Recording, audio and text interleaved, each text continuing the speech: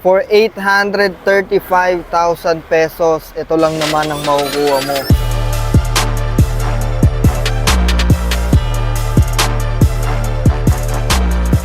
So meron tayo guys, 2023 Suzuki XL7 GLX 1.5 automatic transmission. So exterior wise tayo, napakaganda ng paint, original paint pa yan.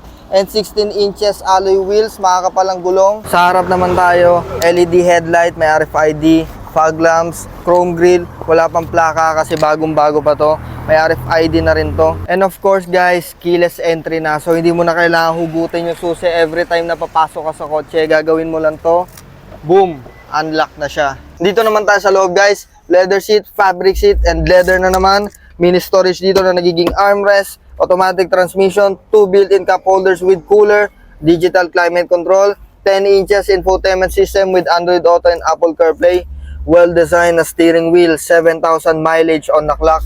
Ang dashboard, napakaganda, plastic ang ginamit na material at may touch din ng carbon dito at dun. So yung headliner niya, napakalinis. May plastic pa yung vanity mirror sa passenger side at sa driver side. Ayan. Dito naman tayo sa second row guys. Okay naman ang legroom. Ang headroom okay din. May mga aircon vent siya dito. Aircon controls dito. May outlet source siya dito. At armrest dito. And of course, may passenger seatbelt siya para sa safety nyo. Dito naman tayo sa last row guys. Huwag ka masyadong mag-expect ng legroom at space kasi hindi siya ganun kaluwag. Pero meron siyang charging port dito, cup holder dito at cup holder dito. So pwede na rin. And of course guys, hindi natin pwedeng kalimutan ang pinakalikod. So may storage space siya dito, another storage space dito. At kung meron ka mga bagahe, pwede mong gawin to. Boom! Kargahan mo na kung anong gusto mo ikarga. So engine wise naman tayo guys, is a 1.5 liter naturally aspirated 4-cylinder 4-speed automatic transmission engine. So gas engine siya. Yung fuel consumption niya sobrang tipid. And based sa previous gamit niya guys, ayan, 12.3 km per liter sa city driving. Napakatipid niyan. So depende pa yan sa apak mo. Kung yung apak mo sobrang gaan ng paa mo, walang tumor, mas tataas pa yan. So kaya niya mag around 12 to 14 km per liter sa city driving sa highway. Hindi ko sure pero of course mas mataas. Siguro mga 15 to 18, mga ganon, sobrang tipid niya. Yung condition ng makina, 2023 model, so batang bata pa yan.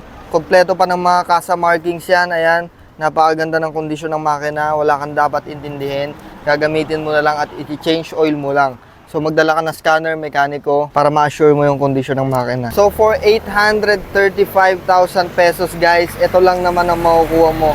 2023 Suzuki XL7 GLX 1.5 automatic transmission.